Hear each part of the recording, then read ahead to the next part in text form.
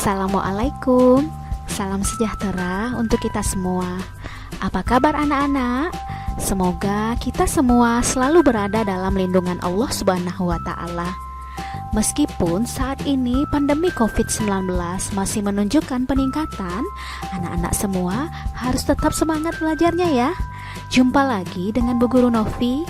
Kali ini kita akan mempelajari tema 3. Tema 3, makanan sehat. Subtema 2, pentingnya makanan sehat bagi tubuh. Pembelajaran 2. Tujuan pembelajaran 1. Siswa mampu mencari informasi tentang penyebab gangguan pada organ pencernaan. 2.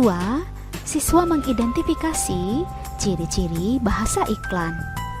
3. Siswa mencari informasi tentang properti tari. Pelajaran yang kita bahas adalah IPA, Bahasa Indonesia, dan SPDP.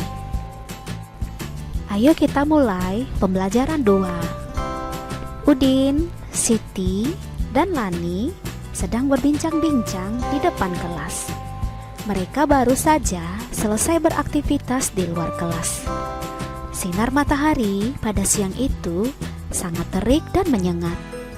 Mereka terlihat lelah dan kehausan. Simaklah percakapan Udin, Siti, dan Lani. Wah, aku sangat lelah. Udara pagi ini juga sangat panas. Aku haus sekali. Benar sekali, Lani. Bagaimana jika kita beli minuman limun dingin yang dijual di depan sekolah kita? Aku baru lihat bapak-bapak yang menjual limun tadi. Hati-hati Udin, jangan jajan sembarangan. Dengan cuaca yang tidak menentu seperti sekarang ini, makanan mudah sekali tercemar dengan bakteri-bakteri jahat. Benar juga kamu Siti. Kemarin tetanggaku dirawat di rumah sakit karena terserang diare berat. Ia bilang perutnya melilit tidak lama setelah ia memakan jajanan di pinggir jalan. Kenapa hal tersebut bisa terjadi ya? Bagaimana diare bisa terjadi dan apa yang menyebabkan diare? Ayo simak bacaan berikut. Diare ditandai dengan encernya tinja atau feses yang dikeluarkan atau buang air besar dengan frekuensi sering dibandingkan dengan biasanya. Pada umumnya, diare terjadi akibat mengkonsumsi makanan atau minuman yang terkontaminasi. Faktor penyebab diare secara umum, diare terjadi ketika makanan dan cairan yang dimakan berlalu terlalu cepat dan atau terlalu besar jumlahnya pada saluran pencernaan atau usus. Secara normal, usus besar akan menyerap cairan dari makanan yang kamu makan dan meninggalkan kotoran atau tinja yang setengah padat. Akan tetapi, ketika cairan dari makanan yang kamu makan tidak diserap, maka hasilnya adalah kotoran atau feses yang cair atau encer. Penyakit diare mungkin berhubungan dengan infeksi virus atau bakteri. Penyakit tersebut juga dapat terjadi akibat keracunan makanan.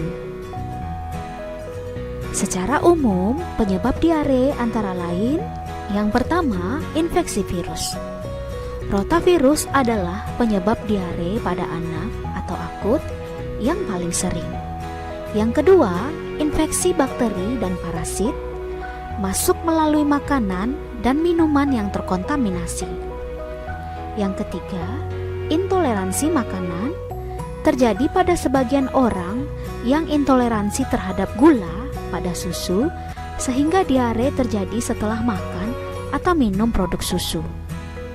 Yang keempat, alergi makanan. Biasanya, reaksi negatif terhadap obat-obatan. Banyak obat yang dapat menyebabkan diare. Biasanya, alergi terhadap antibiotik, sementara antibiotik sebenarnya membantu membunuh bakteri baik dan jahat yang dapat mengganggu keseimbangan bakteri baik dalam usus. Yang kelima, penyakit usus. biasanya menimbulkan diare kronis dengan banyak penyebab. Yang keenam, gangguan usus fungsional atau stres.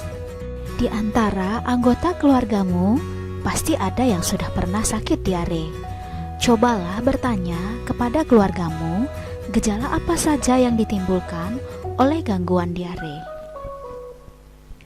Gejala diare secara lebih lengkap, tanda dan gejala yang biasanya menyertai penyakit diare antara lain: buang air besar encer dan sering, kram perut, nyeri perut, demam, darah dalam tinja, dan kembung. Jadi, mengapa diare dapat sangat berbahaya? Diare sangat berbahaya karena membuat pengidapnya buang air besar dengan feses yang cair, sehingga tubuh akan banyak kehilangan cairan dan akan mengalami dehidrasi. Ketika cairan tubuh hilang, maka keseimbangan ion dalam tubuh akan terganggu dan fungsi organ serta jaringan tubuh otomatis tidak akan bekerja secara optimal. Jika hal ini dibiarkan begitu saja, bisa membuat pengidapnya kehilangan nyawa. Dayu, Lani, dan teman-temannya sedang berbincang-bincang mengenai gangguan organ pencernaan dan iklan produk yang berkaitan dengan gangguan tersebut. Simak percakapan mereka. Semalam aku melihat iklan obat sakit mah yang baru di televisi, Lan. Sama persis dengan obat mah yang pernah kamu bawa saat kamu sedang sakit mah. Iya, aku juga sering melihat iklan itu. Iklan itu terlihat menarik karena ia menggunakan seorang penyanyi yang terkenal di televisi saat ini.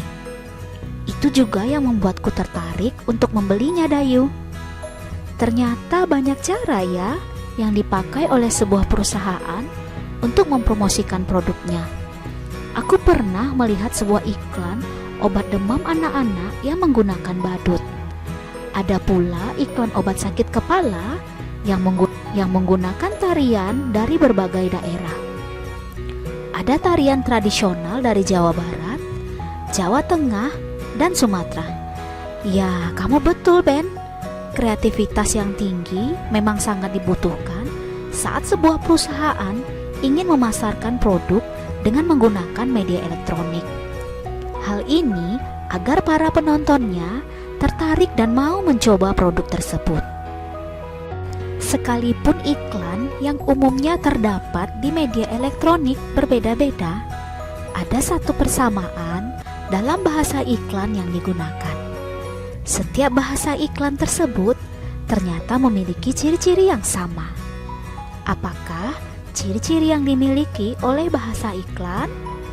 Tugasmu adalah tuliskan kalimat-kalimat iklan yang biasa kamu ingat dan kamu ketahui di media elektronik seperti televisi, radio, atau internet. Kemudian, diskusikan ciri-ciri bahasa iklan elektronik yang terdapat dalam kalimat tersebut. Tuliskan ke dalam tabel berikut ini.